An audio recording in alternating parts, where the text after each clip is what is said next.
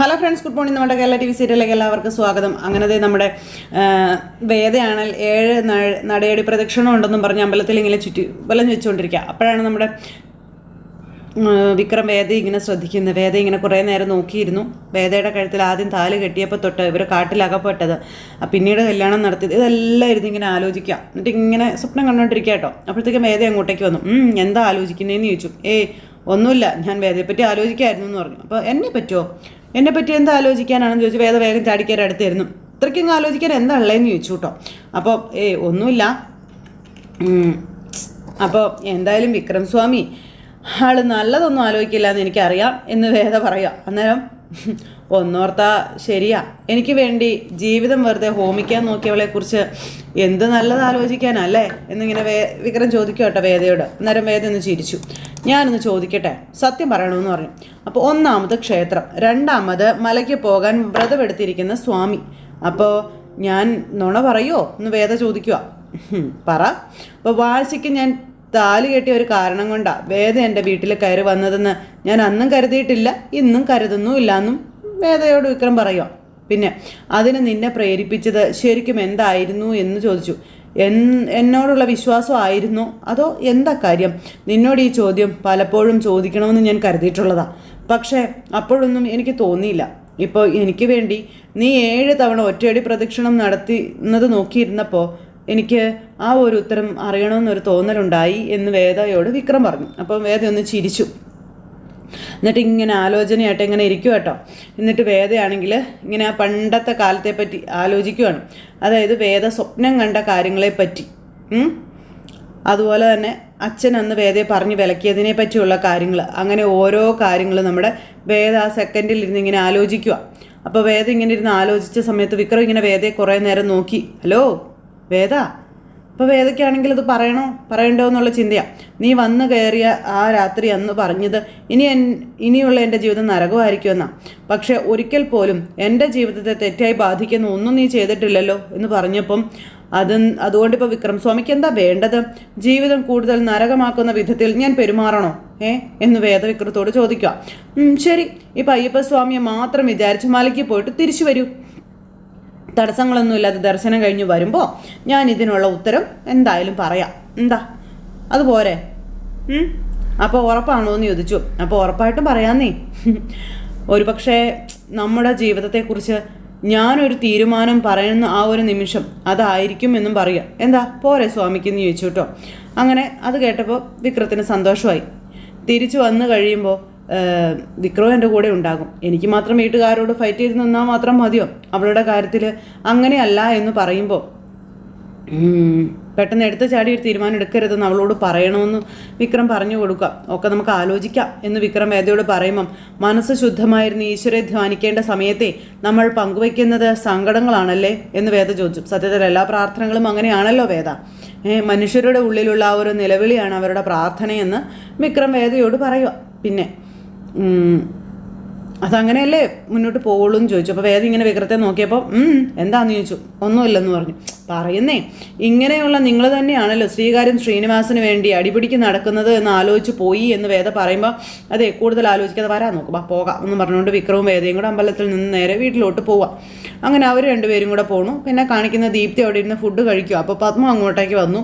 അതുപോലെ ശ്രീകാന്തും ഇറങ്ങി വരുക കേട്ടോ. മോൾക്ക് കുടിക്കാനുള്ള വെള്ളമൊക്കെ കൊടുത്ത് അമ്മ ഇങ്ങനെ തൊട്ടരികിൽ നിൽക്കുക. എന്നിട്ട് മോളെ ദീപ്തി, നീ അമ്മ പറയുന്നതൊന്ന് ശ്രദ്ധിച്ച് കേൾക്കണം എന്ന് പറഞ്ഞു. ദീപ്തിക്ക് കാര്യം മനസ്സിലായി. ശ്രീകാന്ത് അന്നേരം വന്നു.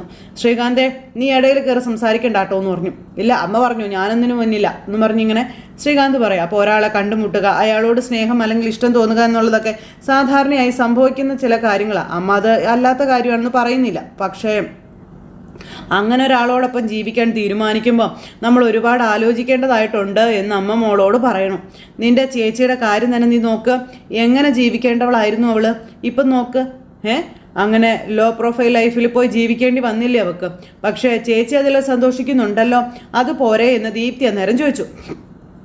എന്ത് സന്തോഷമാണെന്നാണ് നീ പറയുന്നതെന്ന് ശ്രീകാന്ത് അന്നേരം ചോദിക്കുക. എടീ, മിക്കവാറും ദിവസങ്ങളിൽ ശ്രീകാര്യം ശ്രീനിവാസിന് വേണ്ടി അടി, അറസ്റ്റ്, ജാമ്യം എടുക്കാൻ പോലീസ് സ്റ്റേഷനിലും കോടതിയിലും കയറി ഇറങ്ങല്, ഇതല്ലാതെ എന്താടി അവൾക്കുള്ളത്? പിന്നെ വിക്രം മഹാനാണെന്നും അതുപോലെ വേറൊരാളില്ല എന്ന് പറയുന്നവരൊക്കെ ഉണ്ടാവും. ഇമ്മാതിരി തരികടയും തല്ലും വലിയ ഹീറോയിസും ഒക്കെ ആണെന്ന് വിചാരിക്കുന്ന അവൻ്റെ കുറച്ച് കൂട്ടുകാരും വിക്രം ഫാൻസ് വർക്ക്ഷോപ്പിലും ഗുണ്ടാ സെറ്റിലുമുള്ള അവരെ കണ്ടിട്ടാണോ നീ അവരുടെ ജീവിതം സന്തോഷം നിറഞ്ഞിട്ടുള്ളതാണെന്ന് തീരുമാനിച്ചതെന്ന് ചോദിക്കുമ്പം ശ്രീകാന്ത് ഞാനൊന്ന് സംസാരിക്കട്ടെടാന്ന് പറഞ്ഞു അമ്മ എന്നും പറഞ്ഞിരിക്കും ശ്രീകാന്ത്. വേദയുടെ ജീവിതം അവൾക്ക് പറ്റിയൊരു തെറ്റായിരുന്നു മോളെ. അതങ്ങനെയാവാൻ ഒരു തരത്തിൽ മുത്തശ്ശിയും അമ്മയും ഒക്കെ കാരണക്കാർ തന്നെയാണ്. ഞാനത് സമ്മതിക്കുന്നു. ഒന്ന് നീ ഓർത്ത് നോക്ക്, അന്ന് വേദയെ ഏറ്റവും കൂടുതൽ എതിർത്തവളല്ലേ നീ? ശരിയല്ലേ അതെന്ന് ചോദിക്കുമ്പം എന്താ സംശയം? അന്ന് ഞാനത് പറയാൻ കാരണം ഉണ്ടായിരുന്നു എന്ന് ദീപ്തി അമ്മയോട് പറയുക. പിന്നെ വേദയേച്ചി വിക്രമേട്ടനെ തെരഞ്ഞെടുത്തത് ഒരു ഇൻസിഡൻറ്റിൻ്റെ പേരിലാണെന്നും ചെറുപ്പം മുതൽ ദൈവ പാപം എന്നൊക്കെ പറഞ്ഞ് മുത്തശ്ശി അമ്മയും കൂടെ ചേർന്ന് ചേച്ചി അങ്ങനെ ആക്കി വെച്ചതാ. അതിന് ബലിയാടാവുമായിരുന്നു ചേച്ചി. സ്വയം തെരഞ്ഞെടുത്തതായിരുന്നില്ല ചേച്ചി ആ വിവാഹമെന്നും ദീപ്തി പറയുവാണ്. പിന്നെ വിധിയെ ചേച്ചി അനുസരിക്കുകയാണ് ചെയ്തത്. പ്രണയമോ ഇഷ്ടമോ ഒന്നും ആയിരുന്നില്ല അത് നിങ്ങൾക്ക് എല്ലാവർക്കും അറിയാവുന്ന കാര്യമല്ലേ. മാമൂലും ആചാരങ്ങളുമായിരുന്നു ചേച്ചിയെ അതിന് പ്രേരിപ്പിച്ചത്. അത് പറഞ്ഞു മനസ്സിലാക്കി കൊടുക്കേണ്ടതിന് പകരം നിങ്ങൾ ശരിക്കും എന്താ ചെയ്തത്? വിധവാ വേഷം കെട്ടിച്ച് താലി ഇറക്കുന്ന ചടങ്ങ് സംഘടിപ്പിച്ച് ആ പാവത്തിനെ വീണ്ടും നിങ്ങൾ പേടിപ്പിച്ചില്ലേ എന്ന് ചോദിച്ചു. അന്നേരം ശരിയാണ്, എൻ്റെ കാര്യത്തിൽ അതൊന്നും അല്ല സംഭവിച്ചിരിക്കുന്നത്. ഇത് ഞാനായിട്ട് തീരുമാനിച്ചുറപ്പിച്ച കാര്യമാണ്. എനിക്കിഷ്ടപ്പെട്ടാണ് ഞാൻ വരുണിനെ തിരഞ്ഞെടുത്തതെന്ന് ദീപ്തി പറയുമ്പം ഇപ്പം അവനോട് തോന്നുന്ന ആ സഹാനുഭൂതി അതൊക്കെ നാളെ മാറും മോളെ. അപ്പം അത് വലിയൊരു തെറ്റായി പോയെന്ന് നിനക്ക് തന്നെ തോന്നുമെന്ന് പറയുമ്പം വേദേച്ചിയുടെ കാര്യത്തിൽ അതുണ്ടായോ? ഇല്ലല്ലോ. അപ്പം പിന്നെ എൻ്റെ കാര്യത്തിൽ അതുണ്ടാകാൻ പോകുന്നില്ല എന്ന് ദീപ്തി ഇവരെ വെല്ലുവിളിക്കാം. നിങ്ങളും വിക്രം ചേട്ടൻ വീട്ടുകാരും ചേർന്ന് എന്തിന്? വിക്രം ചേട്ടൻ പോലും ആ ബന്ധം അംഗീകരിച്ചിട്ടുണ്ടായിരുന്നില്ലല്ലോ. എന്നിട്ട് എന്തായി? അവർ തമ്മിൽ സ്നേഹിക്കാൻ തുടങ്ങിയില്ലേന്ന് ചോദിച്ചു. സ്നേഹോ? അവർ തമ്മിലോ? നീ എന്നൊക്കെ പറയുന്നതെന്ന് ശ്രീകാന്ത് ചോദിച്ചു. അവർ ഭാര്യ ഭർത്താക്കന്മാരെ പോലെയാണ് ജീവിക്കുന്നതെന്നാണോ നീ കരുത്തി വെച്ചിരിക്കുന്നതെന്ന് ചോദിച്ചു. അല്ലെന്ന് ചേട്ടൻ എങ്ങനെ അറിയാം? ചേട്ടൻ അവരോടൊപ്പമാണ് താമസം എന്ന് ദീപ്തി ചോദിച്ചു.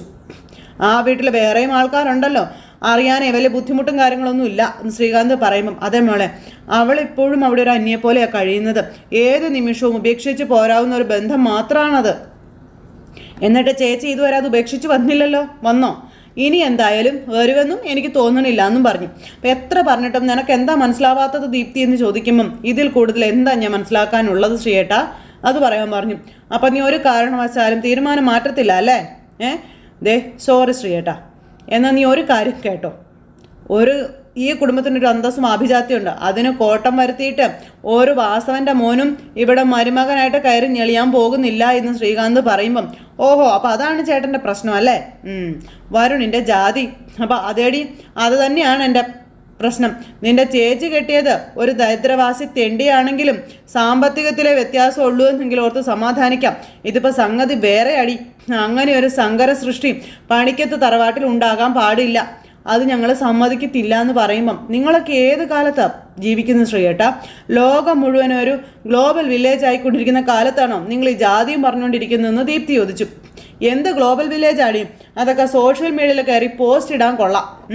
ജാതി എന്ന് പറഞ്ഞാലേ അതൊരു യാഥാർത്ഥ്യം തന്നെയാണ്. അത് ഈ നാട്ടിലുണ്ട്, ഉണ്ടായിരുന്നു, ഇനി ഉണ്ടാവുകയും ചെയ്യും. മനസ്സിലായോ നിനക്ക്? അതിൽ സംശയമുണ്ടോ നിനക്ക്?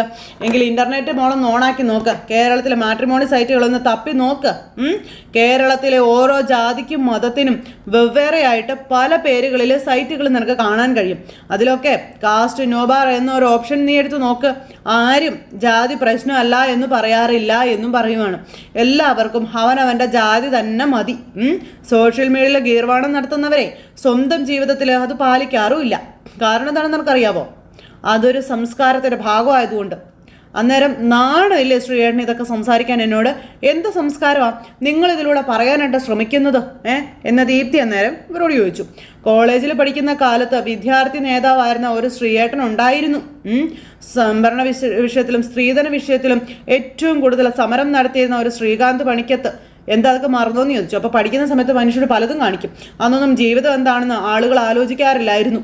എന്നാൽ ഞാൻ അതിപ്പോഴേ ആലോചിച്ചിട്ടുണ്ടെന്നും നിങ്ങളെ പോലെ പണവും ജാതിയും പദവിയും നോക്കി വില പറയുന്ന ബന്ധങ്ങളെക്കാളും ഞാൻ എൻ്റെ മനസ്സിൻ്റെ ചോയ്സാണ് പ്രധാനം എന്ന് വിചാരിക്കുന്നത് എന്ന് ദീപ്തി ഇവരോട് പറയുക. അതാണ് ഞാൻ തിരഞ്ഞെടുത്തിട്ടുള്ളതും. പിന്നെ അതിനി മാറാനും പോകുന്നില്ല എന്നും പറഞ്ഞു. എന്നിട്ട് ശ്രീകാന്ത് ഇങ്ങനെ ദീപ്തി അടിക്കാൻ കൈ ഒങ്ങുമ്പോൾ തൊട്ടു പോകരുതെന്ന് ദീപ്തി ശ്രീകാന്തിനോട് പറയുക. ഗാർഹിക പീഡനത്തിൻ്റെ പേരിൽ ജില്ലാ ജഡ്ജി ശങ്കരനാരായണൻ്റെ മകൾ സഹോദരനെതിരെ പരാതി കൊടുത്തു എന്ന് പത്രത്തിൽ വന്നാലും നിങ്ങൾ പറയുന്ന ഈ കുടുംബത്തിൻ്റെ അന്തസ്സ് അങ്ങോട്ട് ഇല്ലാണ്ടായി പോകുമെന്നും ദീപ്തി പറയുവാട്ടോ.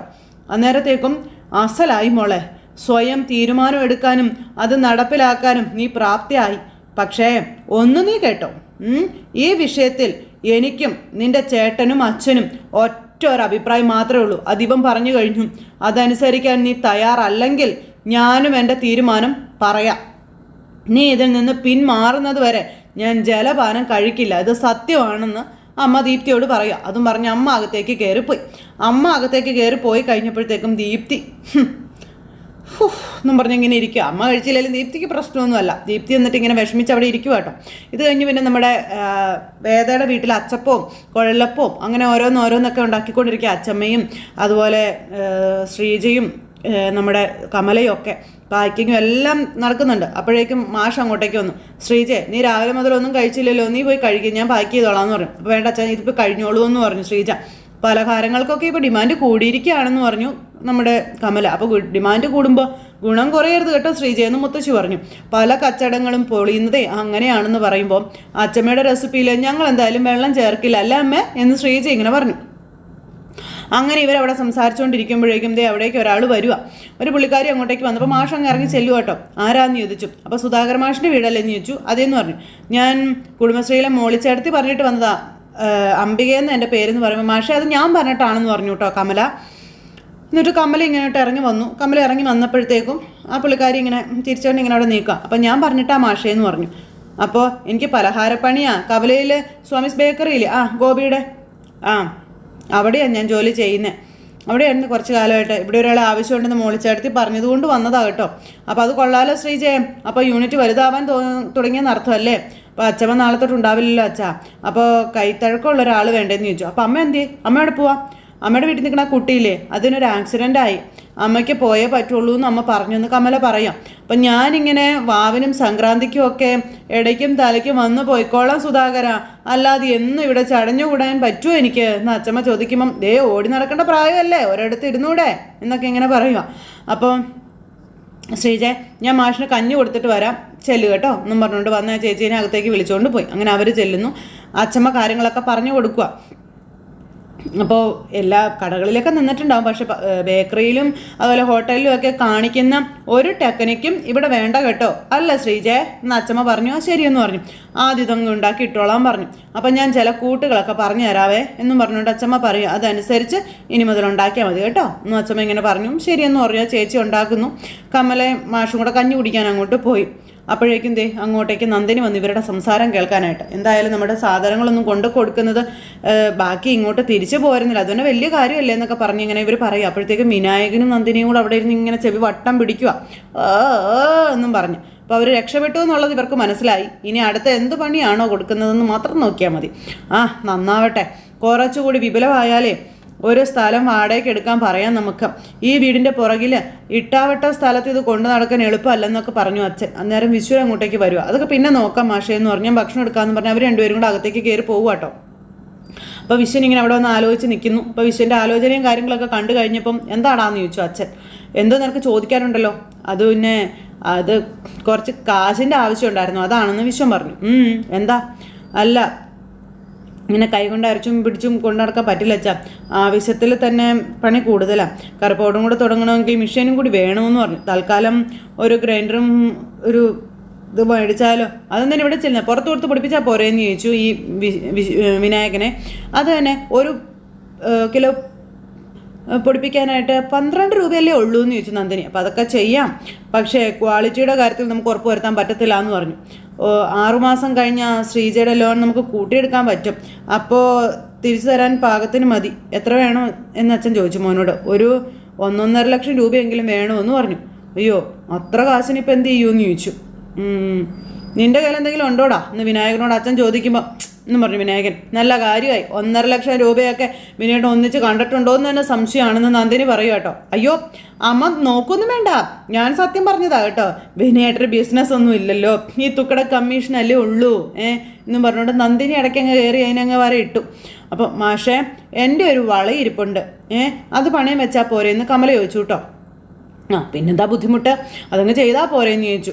പത്തായത്തിൽ വെച്ചിട്ടാണോ പുറപ്പുറത്ത് അന്വേഷിക്കുന്നതെന്ന് അച്ഛൻ ചോദിക്കുക. അതങ്ങ് എടുത്ത് കൊടുത്തേക്കാനും മാഷ് പറയും കേട്ടോ. അപ്പോഴത്തേക്കും നന്ദിനിക്ക് അത് ബോധിച്ചില്ല, വിനായകനും ബോധിച്ചില്ല. ഞാൻ അച്ഛന് ഭക്ഷണം കൊടുത്തിട്ട് എടുത്ത് തരാമെന്ന് പറഞ്ഞപ്പോൾ പതുക്കെ പതിയമ്മേ ഞാൻ ശ്രീജയെ ഹെൽപ്പ് ചെയ്യാൻ പോവുക എന്ന് പറഞ്ഞു. അപ്പം നീ കഴിച്ചോടാ. ഇല്ല ഞാൻ പിന്നെ കഴിച്ചോളാം എന്ന് പറഞ്ഞ് ശ്രീജയുടെ അടുത്തേക്ക് വിശ്വർ അങ്ങ് പോയി. അവർ അങ്ങ് പോയി കഴിഞ്ഞപ്പോഴത്തേക്കും അമ്പലത്തിലേക്ക് പോയി വിക്രമനെയും വേദയും കണ്ടില്ലല്ലോ. അവർ വന്നോളും, മാഷ് വന്നോളാൻ പറഞ്ഞു. അങ്ങനെ അവർ രണ്ടുപേരും അകത്തേക്ക് കയറിപ്പോയി. അപ്പോൾ ദേ വന്ന് ഇവിടെ പിടിച്ചു നിൽക്കാനും പറ്റാതായി എന്ന് നന്ദിനി വിനായകനോട് പറയാം. എങ്ങനെ ഇരുന്നതാ അച്ഛനും മോനും? നിങ്ങൾ ഇവരുടെ മോൻ തന്നെ അല്ലേ? അല്ല, മയിൽക്കുറ്റി കുഴിച്ചിട്ടതുപോലെ നിങ്ങളിങ്ങനെ ഇവിടെ നിൽക്കുന്നത് കണ്ടിട്ടും കഴിച്ചോന്നൊരു വാക്ക് ചോദിച്ചില്ലല്ലോ, അതുകൊണ്ട് ചോദിച്ചതാ എന്നും പറഞ്ഞിട്ട് നന്ദിനി അകത്തേക്ക് കയറിപ്പോയി. കഷ്ടം എന്നും പറഞ്ഞു. വിനായകൻ എന്നിട്ട് എന്നും പറഞ്ഞ് ഇങ്ങനെ നിൽക്കുക കേട്ടോ. അപ്പോൾ അങ്ങനെ ഒരു സിറ്റുവേഷൻ കാണിച്ചുകൊണ്ട് ഇന്നത്തെ കഥ അവസാനിച്ചു. അപ്പോൾ എല്ലാവരും കാത്തിരുന്ന് കാണുക. എല്ലാവർക്കും ടാറ്റാ.